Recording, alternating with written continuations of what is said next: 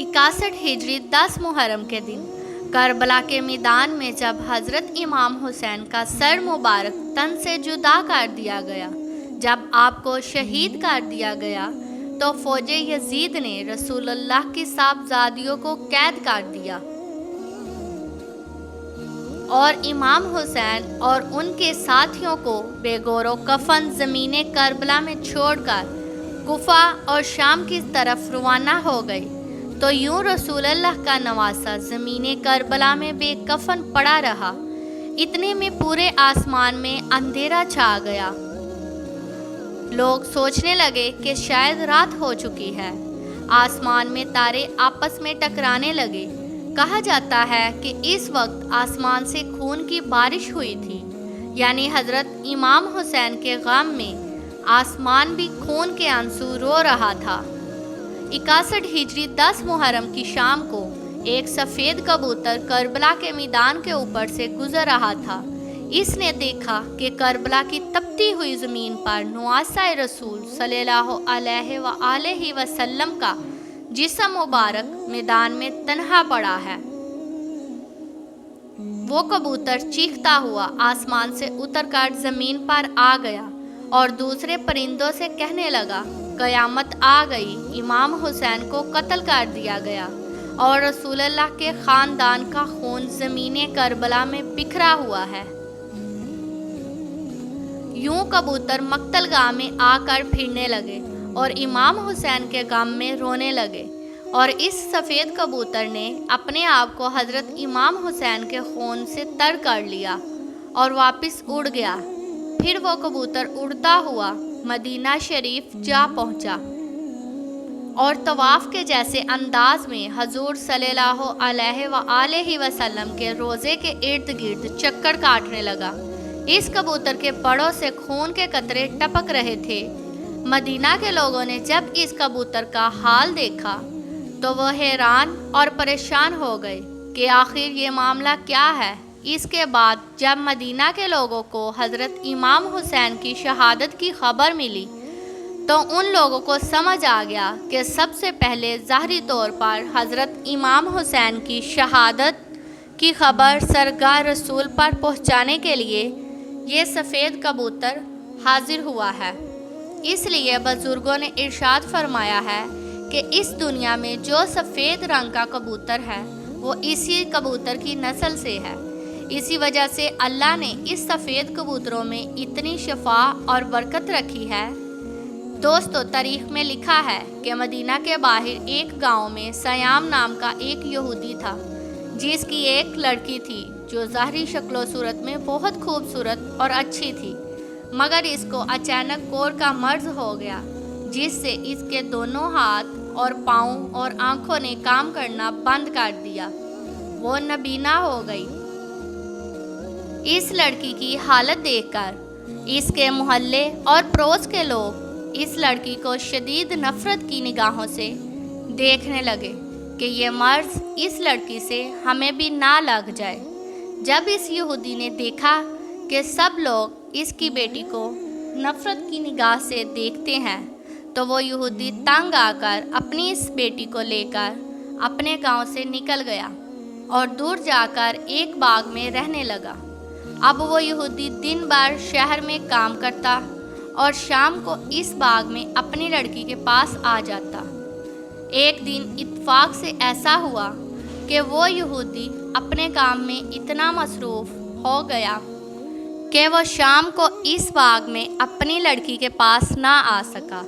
जब इस नबीना लड़की का बाप शाम में इसके पास नहीं आ पहुंचा, तो लड़की गिरते पड़ते एक दरख्त के नीचे जा पहुंची और रोने लगी।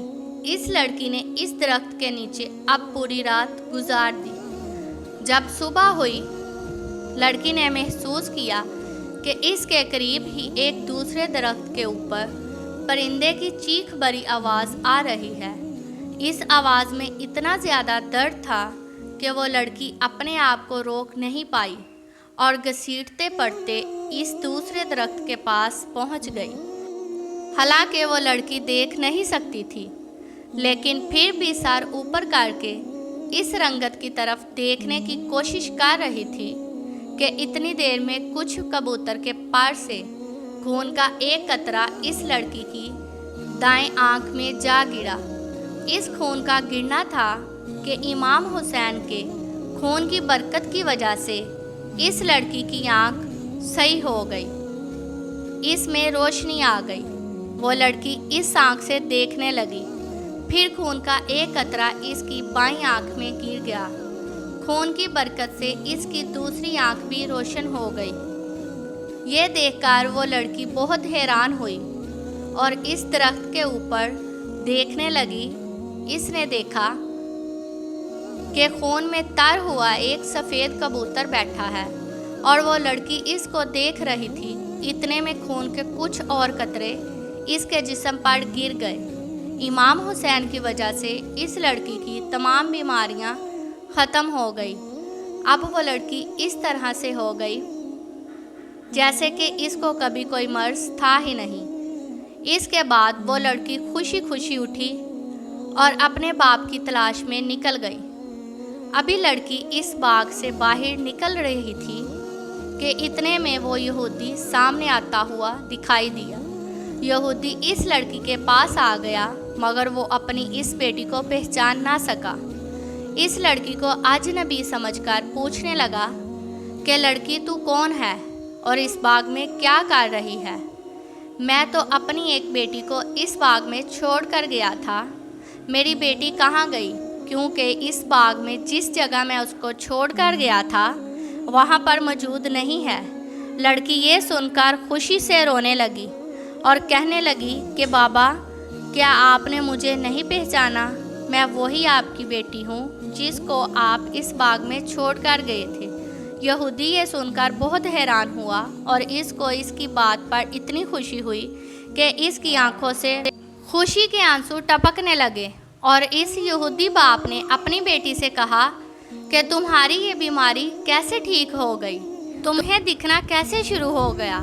اس لڑکی نے اپنا سارا واقعہ سنا دیا اور اپنے باپ کو اس درخت کے نیچے لے گئی جو کبوتر امام حسین کے خون سے لتھڑا ہوا تھا۔ ابھی بھی وہ اس درخت کے اوپر بیٹھا تھا اور دردناک آواز نکال رہا تھا۔ یہودی نے اس کبوتر کی جانب مخاطب ہو کر کہا کہ اے مبارک پرندے، تیری اس دردناک آواز کے پیچھے کیا وجہ ہے اور تیرے پروں سے ٹپکنے والا مبارک خون کس کا ہے جس میں اللہ نے اتنی برکت رکھی ہے؟ جیسے تیسے کر کے اس یہودی نے اس پرندے کے بارے میں معلومات اکٹھی کر لی۔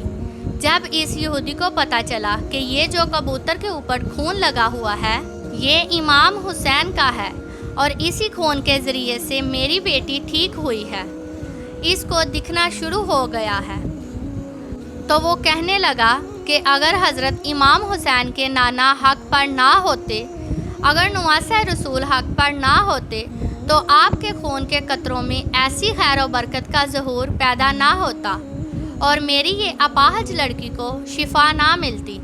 اس کے بعد وہ یہودی اپنی بیٹی کے ساتھ وہیں پر کلمہ پڑھ کر مسلمان ہو گیا، اور پھر جب بھی کوئی اسلام قبول کرنے کی وجہ پوچھتا تو وہ اس واقعے کو پورا تفصیل کے ساتھ بیان کرتا۔ سلام ہو رسول اللہ کے خاندان پر، سلام ہو امام حسین پر۔ آخر میں اللہ رب العزت سے دعا ہے کہ اللہ ہمیں نیک اعمال کرنے اور برائی سے بچنے اور بچانے کی توفیق عطا فرمائے۔ آمین یا رب العالمین۔